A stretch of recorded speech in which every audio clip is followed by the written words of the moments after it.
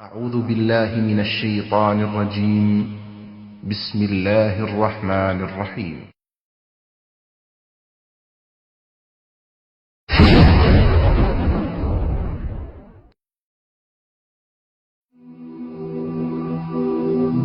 মৃত্যু এমন এক বাস্তবতা যার থেকে কেউ পলায়ন করতে পারবে না। প্রত্যেকটি প্রাণীকেই মৃত্যুর স্বাদ আস্বাদন করতে হবে। আল্লাহ তাআলা পবিত্র কালামে মাজিদে ইরশাদ করেন, কুল্লু নাফসিন যায়িকাতুল মাউত, প্রতিটি প্রাণী ওই মৃত্যুর স্বাদ আস্বাদন করবে। কুল ইন্নাল মাউতাল্লাযী তাফিররুনা মিনহু ফাইন্নাহু মুলাকীকুম, হে নবী আপনি বলে দিন, মৃত্যু যার থেকে তোমরা পলায়ন করছো সে অবশ্যই তোমাদের সাথে সাক্ষাৎ করবে।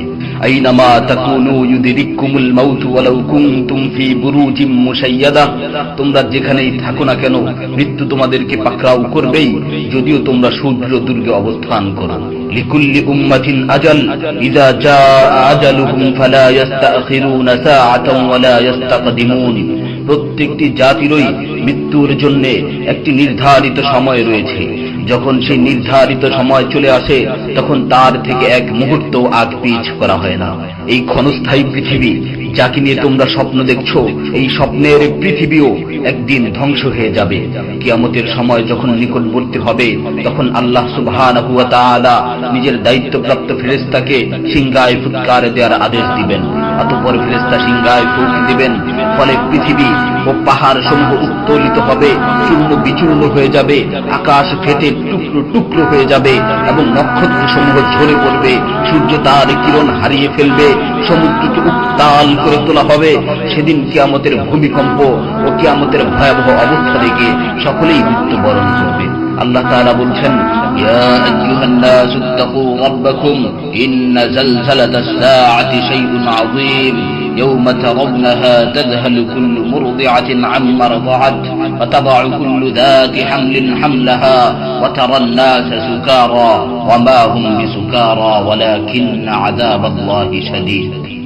হে মানুষ, তোমরা তোমাদের প্রতিপালককে ভয় করো, নিশ্চয়ই কিয়ামতের প্রকম্পন এক ভয়ঙ্কর ব্যাপার।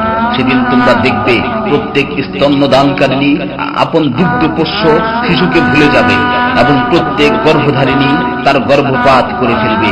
তুমি দেখবে মানুষকে পাগলের মতো, আসলে ওরা পাগল নয়, তবে আল্লাহর আযাবই হবে কঠিন। فإذا نفخ في الصور نفخة واحدة وحملت الأرض والجبال فدكتا دكة واحدة, অতঃপর যখন সিংহায় ফুঁক দেওয়া হবে একটি মাত্র ফুঁক, আর জমিন ও পর্বতমালাকে উত্তোলিত করা হবে এবং মাত্র একটি আঘাতে এগুলো চূর্ণ বিচূর্ণ হয়ে যাবে। ইযা সামাউ ফাতারাত ওয়া ইযাল কাওয়াকিবু ইনতাসারাত ওয়া ইযাল বিহারু ফুজ্জিরাত ওয়া ইযাল কুবুরু বু'সিরাত আলিমাত নাফসুম মা কদ্দামাত ওয়া আখখারাত, যখন আসমান বিদীর্ণ হবে, আসমান ফেটে টুকরো টুকরো হয়ে যাবে, আর যখন নক্ষত্রগুলো ঝরে পড়বে, আর যখন সমুদ্রগুলোকে উত্তাল করে তোলা হবে, আর যখন কবরগুলোকে উন্মোচিত করা হবে, তখন প্রত্যেকেই জানতে পারবে সে আগে কি পাঠিয়েছে এবং পরে কি পাঠিয়েছে। সেদিন কিয়ামতের ভয়াবহতায় আল্লাহ সুবহানাহু ওয়া তাআলা ব্যতীত প্রতিটি প্রাণী প্রাণ হারাবে। পবিত্র কালামে মাজিদে ইরশাদ হয়েছে, কুল্লু শাইইন হালিকুন ইল্লা ওয়াজহা, সেদিন আল্লাহর মহান সত্তা ব্যতীত প্রত্যেকটি জিনিসই ধ্বংস হয়ে যাবে। কুল্লু মান আলাইহা ফান ওয়া ইয়াবকা ওয়াজহু রাব্বিকা যুল জালালি ওয়াল ইকরাম, সেদিন জমিনের উপর যা কিছু রয়েছে সবই ধ্বংস হয়ে যাবে, আর শুধুমাত্র মহামহিম ও মহানুভব আল্লাহ সুবহানাহু ওয়া তাআলাই বাকি থাকবেন। তাফসীরে ইবনে কাসীরে বর্ণিত হয়েছে, যখন ইসরাফিল আলাইহিস সালাতু ওয়াস সালাম সিংহায় ফুৎকার দিবেন তখন সকলেই মরে যাবে। মালাকুল মাউত মৃত্যুর ফেরেশতা এসে আল্লাহ তাআলাকে বলবে, হে আল্লাহ, সকলেই মরে গেছে। তিনি জিজ্ঞেস করবেন, অবশিষ্ট কে আছে? উত্তর দিবে, হে আমার রব, আপনি, আর আপনি তো হলেন চিরঞ্জীব। এছাড়াও বাকি রয়েছে জিবরাইল, মিকাইল ও আরশ বহনকারী ফেরেশতাগণ। আল্লাহ তাআলা বলবেন, জিবরাইল ও মিকাইলেরও মৃত্যু হওয়া উচিত। মৃত্যুর ফেরেশতা মালাকুল মাউত বলবে, হে প্রভু, জিবরাইল ও মিকাইলও মরে গেছে। আল্লাহ তাআলা জিজ্ঞাসা করবেন, এখন আর কে বাকি আছে? সে বলবে, এখন আমি বাকি আছি ও আরশ বহনকারী ফেরেশতাগণ বাকি আছে। তখন আল্লাহ তাআলা বলবেন, আরশ বহনকারীদেরকেও মরতে হবে, তারাও মরে যাবে। আল্লাহ তাআলা আবার জিজ্ঞাসা করবেন, এখন কে বাকি আছে? মালাকুল মাউত আজরাইল আলাইহিস সালাতু ওয়াস সালাম বলবেন, হে আমার রব, এখন আপনি বাকি আছেন এবং আমি বাকি আছি। তখন আল্লাহ তাআলা আজরাইল আলাইহিস সালাতু ওয়াস সালামকে বলবেন, তুমি তো আমার মাখলুক, সুতরাং তুমিও মরে যাও। তিনি তৎক্ষণাৎ মরে যাবেন এবং শুধুমাত্র আল্লাহ তাআলাই বাকি থাকবেন। অতঃপর আল্লাহ সুবহানাহু ওয়া তাআলা জমিনকে ভাঁজ করে ফেলবেন এবং তিনি 3 বার বলবেন, আনাল জব্বার, আনাল জব্বার, আনাল জব্বার, আমি প্রতাপশালী, আমি প্রতাপশালী, আমি প্রতাপশালী। অতঃপর তিনি 3 বার জিজ্ঞাসা করবেন, লিমানিল মুলকুল ইয়াউম, লিমানিল মুলকুল ইয়াউম, লিমানিল মুলকুল ইয়াউম, আজকের রাজত্ব কার, আজকের সার্বভৌমত্ব কার, আজকের আধিপত্য কার? জবাব দেওয়ার মতো কেউই থাকবে না।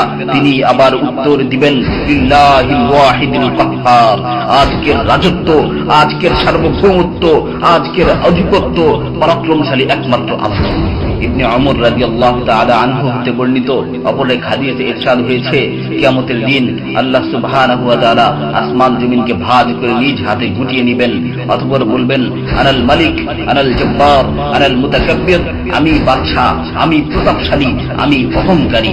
আইনা মুলুকুল আরদ, আইনাল জব্বারুন, আইনাল মুতাকাব্বিরুন, দুনিয়ার রাজা বাদশারা কোথায়, দুনিয়ার প্রতাপশালীরা কোথায়, দুনিয়ার অহংকারকারীরা কোথায়? তখন আল্লাহ তাআলা সুউচ্চ কণ্ঠে 3 বার জিজ্ঞাসা করবেন, লিমানিল মুলকুল ইয়াউম, লিমানিল মুলকুল ইয়াউম, লিমানিল মুলকুল ইয়াউম, আজকের রাজত্ব কার, আজকের সার্বভৌমত্ব কার, আজকের আধিপত্য কার?